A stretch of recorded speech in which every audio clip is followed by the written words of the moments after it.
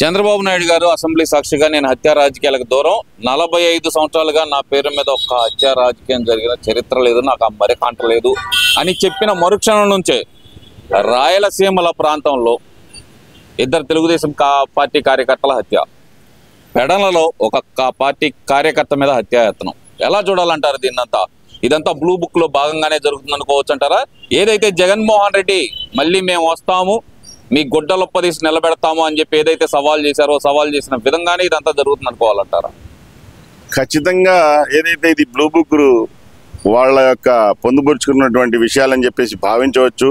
మనం ఒకసారి వైఎస్ఆర్సీపీ పుట్టుక మీద లోతుగా వెళితే శవంపై పుట్టినటువంటి పార్టీ వైఎస్ఆర్సీపీ పార్టీ జగన్మోహన్ రెడ్డి గారి యొక్క పార్టీ అని చెప్పేసి తెలిసిన విషయం.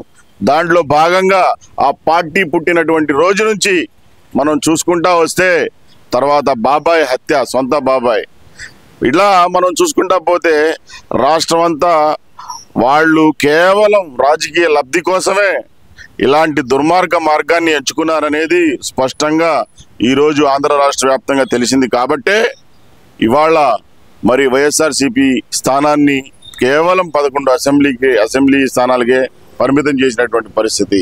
ఇంకా వైఎస్ఆర్సీపీ గత 5 సంవత్సరాల కాలంలో అధికారంలో మనం ఏదైతే చీకటి పాలన అని భావించి దానికి ఒక పేరైతే పెట్టుకున్నామో దాంట్లో ఒకసారి చూసుకుంటే అన్ని హత్యలు, అక్రమ అరెస్టులు, దుర్మార్గపు మరి మహిళలపై సోషల్ మీడియాలో పోస్టులు, ఇలా ఏదైతే అసాంఘిక మార్గాన్నే రాజకీయ వృద్ధికి వాడుకుంటున్నటువంటి రాజకీయ పార్టీగా వైఎస్ఆర్సీపీ, రాజకీయ నాయకుడిగా జగన్మోహన్ రెడ్డి దేశ ప్రఖ్యాతిగాంచారు. అలాగే మనం మొత్తం ఒకసారి చూసుకుంటే జగన్మోహన్ రెడ్డి గారి యొక్క చరిత్ర మరి మొదటి నుంచి కూడా వాళ్ళ తండ్రి అధికారంలో ఉన్నప్పటి నుంచే ఆయన దుర్మార్గ మార్గంలోనే అక్రమార్జన సంపాదన కూడబెట్టడం కావచ్చు, మరోపక్క అన్నీ మరి తొలి నుంచి కూడా ఆయన చేస్తున్నటువంటి పోకడలన్నీ కేవలం అసాంఘికపరమైన చర్యలతోనే పార్టీ సృష్టించుకున్నారు, పార్టీని వృద్ధి చేసుకున్నారు. జనాల్ని మాయ చేసి మభ్యపెట్టి సొంత బాబాయిని పొట్టన పెట్టుకొని దాన్ని కూడా ప్రతిపక్ష పార్టీలపై నెట్టేసి ఫేక్ ప్రచారాలతో చెలరేగిపోయి వాళ్లకు ఉన్నటువంటి సాక్షి మీడియా, సాక్షి పత్రిక స్పష్టంగా చెప్తా ఉన్నాం సార్, వాటిని ఉపయోగించుకొని దాని ద్వారా గ్లోబల్ ప్రచారాన్ని సృష్టించి రాజకీయ లబ్ధి పొంది ఇవాళ వాళ్ళ యొక్క రూపాలని, వాళ్ళ యొక్క ఉదంతాల్ని పసిగట్టినటువంటి ఆంధ్ర రాష్ట్ర ప్రజలు కళ్ళు తెరిచారు. కాబట్టి ఈరోజు కూటమి ప్రభుత్వం బ్రహ్మాండమైన మెజార్టీతో అధికారంలో వచ్చింది. ఇక ఆయనకి ఎప్పుడైతే పదవి చేజారిందో మనం ఒకసారి చూసుకోవచ్చు. 14 రోజుల్లోనే, కేవలం 14 రోజుల్లోనే మరి రాష్ట్రపతి పరిపాలన అని చెప్పేసి ఢిల్లీకి వెళ్ళి గోల చేసినటువంటి పరిస్థితి. అంటే ఈయన 5 సంవత్సరాల కాలంలో పరిపాలన చేసినటువంటి గతంలో జనాల్ని పీల్చి పిండి పిప్పాడి అనేక రకాలుగా ఇబ్బందులు పెడితే అప్పుడు రాష్ట్రపతి పాలన ఆయనకి అవసరం అని చెప్పి ఆయనకి అనిపించదు. ఇవాళ కేవలం 14 రోజుల్లోనే మరి రాష్ట్రపతి పాలన కావాలని చెప్పినటువంటి పెద్ద మనిషి మరి కారణం అడిగితే ఆనాడు 39 మంది చనిపోయారు, టీడీపీ వాళ్ళు చంపారు అని చెప్పాడు. మనం ఇవాళ వరకు కూడా కూటమి ప్రభుత్వం వచ్చిన 9 నెలల కాలంలో ఒకసారి జరిగినటువంటి హత్యలపై మనం బేరీజు చేసుకుంటే ఎక్కడ చూసినా టీడీపీ కార్యకర్తలని పొట్టన పెట్టుకున్నటువంటి వైనం స్పష్టంగా కానొస్తా ఉంది.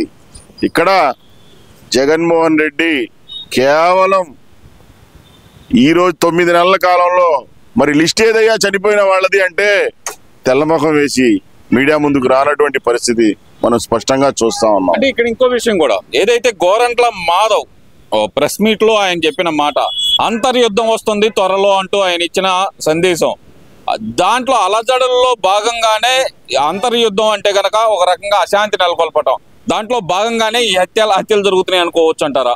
ఖచ్చితంగా అనుకోవచ్చండి. మరోపక్క వల్లభనేని వంశీ యొక్క అరెస్టు ఉదంతాన్ని రాజకీయంగా ఏ విధంగా వాడుకున్నారంటే, అటుపక్క ఎస్సీ సోదరుల్లో మరి ఒక ఎస్సీని అరెస్ట్ కిడ్నాప్ చేసి తనకు అనుకూలంగా వాంగ్మూలం ఇచ్చేలాగా మరి భయపెట్టి వారిని ఇచ్చేసినటువంటి ఉదంతాన్ని అయితే కూటమి ప్రభుత్వం కూడా ఆచితూచి అడుగులు వేసే మరి చంద్రబాబు గారి నాయకత్వం కూడా తొందరపాటు చర్యలు ఉండవు కాబట్టి దాన్ని వీళ్ళు త్వరతగిన వాళ్ళ ఛానల్లో మరి ఒక ఎస్సీ సోదరుడికి అన్యాయం జరిగినా ఈ ప్రభుత్వం పట్టించుకోవట్లేదు అనే కోణంలో ఎస్సీ సోదరుల దగ్గరికి తీసుకెళ్ళడానికి ఇటు వేరే ఒక సామాజిక వర్గంలో మరి గతంలో తిట్టాడని ఈరోజు వేధిస్తున్నాడని డబుల్ గేమ్తో రాజకీయ ప్లాట్ఫామ్ని మరి నిర్మించుకుంటా మళ్ళా వెళ్దాం అనే ఒక దురుద్దేశంతో జగన్మోహన్ రెడ్డి చేస్తున్నటువంటి తాడేపల్లి ప్యాలెస్ మరి కుట్రలో భాగంగా ఇవన్నీ జరుగుతున్నాయని చెప్పేసి భావించవచ్చు. ముఖ్యంగా ఈరోజు జగన్మోహన్ రెడ్డి గారికి రాజకీయ వృద్ధి కోసం పడుద్దని ఆయన భావించేటువంటి మార్గం కేవలం అసాంఘిక చర్యలే ఆయనకి గట్టున చేరుస్తాయనే ఉద్దేశంతోనే ఆయన యొక్క రాజకీయ ప్రస్థానం ముందుకు సాగిస్తున్నాడే కానీ ఇవాళ ఆయన ఎన్ని కుయుక్కులు పన్నినా ఎన్ని కుట్రలు చేసినా స్పష్టమైనటువంటి క్లారిటీతో ప్రతి ఆంధ్ర రాష్ట్ర పౌరుడు కూడా జగన్మోహన్ రెడ్డి యొక్క గత పరిపాలన కావచ్చు, ఆయన యొక్క ప్రవర్తన శైలిని కావచ్చు, ముఖ్యంగా ఒకటే అనుకుందాం సార్, తల్లిని చెల్లిని కాదని చెప్పి తరిమేసినోడు లోకంలో అదే రాష్ట్రంలో ఎవరిని ఏం చేస్తాడు, ఎవరికి ఏం న్యాయం చేయగలడని చెప్పేసి భావనలో ఖచ్చితంగా ఫిక్స్ అయిపోయారు. కాబట్టి జగన్మోహన్ రెడ్డి యొక్క రాజకీయ ప్రస్థానం మరి బంగాళాఖాతంలో కలిసిపోయినట్టే.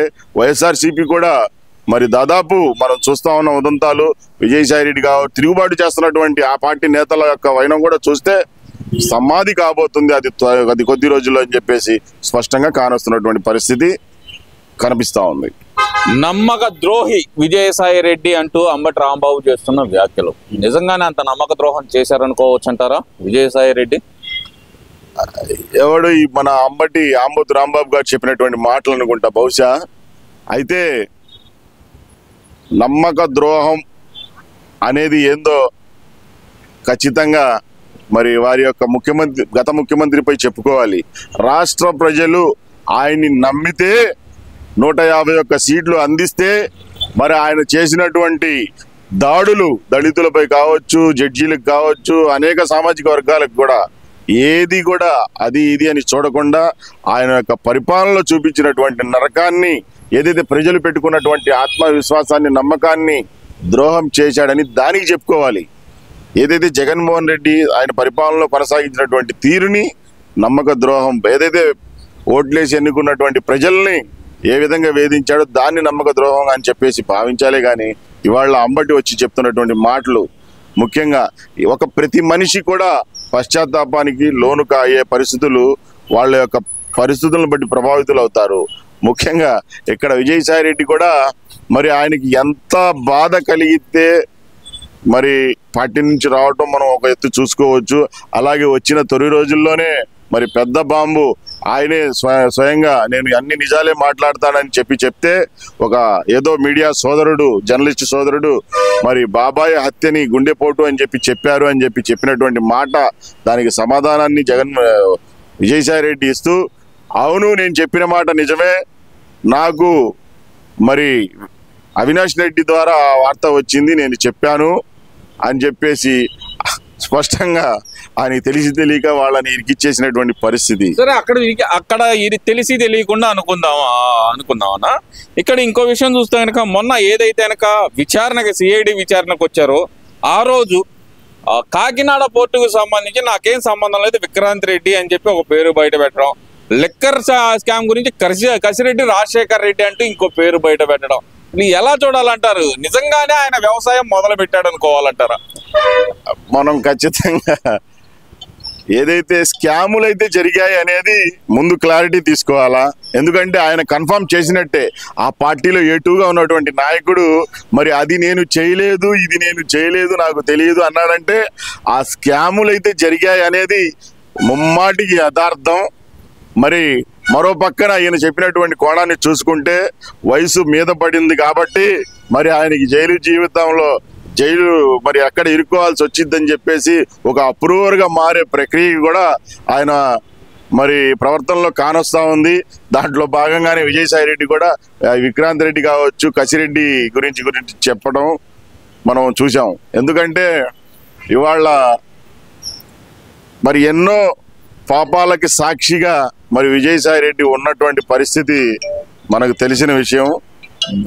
మరి విజయసాయిరెడ్డి కూడా చాలా వాటికి భయపడ్డాడు అనుకోవచ్చు, లేకపోతే మరో రకంగా మరి మారాడేవో మరి అనుకోవాలి. ఎందుకంటే విశాఖపట్నంలో కూడా గతంలో కబ్జాలు చేసినటువంటి ప్రతి ఒక్కళ్ళకి కూడా పిలిపించి సెటిల్మెంట్ చేయించుకుంటున్నాడు విజయసాయిరెడ్డి.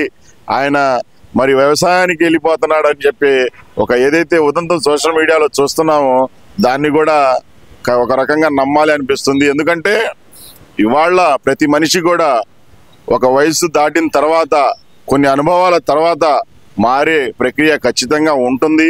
దాంట్లో భాగంగానే విజయసాయిరెడ్డి మరి బయటకు వచ్చేసి మరి జరిగినటువంటి స్కాములను కూడా ఒక్కొక్కటిగా మరి ఆయనే బయట పెట్టేస్తున్నాడు. ఖచ్చితంగా ఇవాళ ఆంధ్ర రాష్ట్ర ప్రజలు కావచ్చు, విచారణ సంస్థలు కావచ్చు, మరి న్యాయస్థానాలు కావచ్చు సుమోటోగా ఆయన భావించాలి. ఇక్కడ మనం గమనిస్తే విజయసాయిరెడ్డి చెప్తున్నటువంటి ఏదైతే మొన్న విచారణల తర్వాత మీడియా ముందుకు వచ్చినటువంటి చెప్తున్నటువంటి మాటలు, ఇటు విక్రాంత్ రెడ్డి, కసిరెడ్డి కావచ్చు, స్కాములు అయితే జరిగినాయి అనే మాట ఒకటి మనకు ఇండైరెక్ట్ గా క్లియర్ గా వినిపిస్తా ఉంది. మరి ఖచ్చితంగా ఆయన ఇరికిచ్చేశాడు. దాంట్లో ఆయన పాత్ర ఉందో లేదో విచారణ తర్వాత చూసుకోండి. కానీ ఇవాళ సుమోటోగా తీసుకొనైనా సరే ఆ స్కాములపై త్వరతగిన విచారణలు వేగవంతం చేసి లిక్కర్ స్కామ్ కావచ్చు, మరి కాకినాడ పోర్టు విషయంలో కావచ్చు, మరి త్వరతగిన సిఐడియో లేకపోతే సిబిఐకో కూటమి ప్రభుత్వం కూడా వేగవంతమైన చర్య తీసుకోకపోతే మరి ప్రజాస్వామ్యంలో నమ్మకంతో ఓట్లేసినటువంటి ప్రజలకు కూడా ఆత్మవిశ్వాసం సన్నగిల్లే అవకాశం ఉంది. కాబట్టి మాది కూడా ఒకటే వేడుకుంటా ఉన్నాం. గతంలో మరి జగన్మోహన్ రెడ్డి ప్రభుత్వంలో జరిగినటువంటి పాపాలపై ఖచ్చితంగా వేగవంతమైన విచారణలు చేయాలి. వేగవంతమైనటువంటి స్కామ్లని త్వరతగిన బయటికి తీసి ప్రజా పాలకులుగా మరిన్ని మన్ననలు కూటమి ప్రభుత్వం పొందాలని చెప్పేసి ఆకాంక్షిస్తున్నా.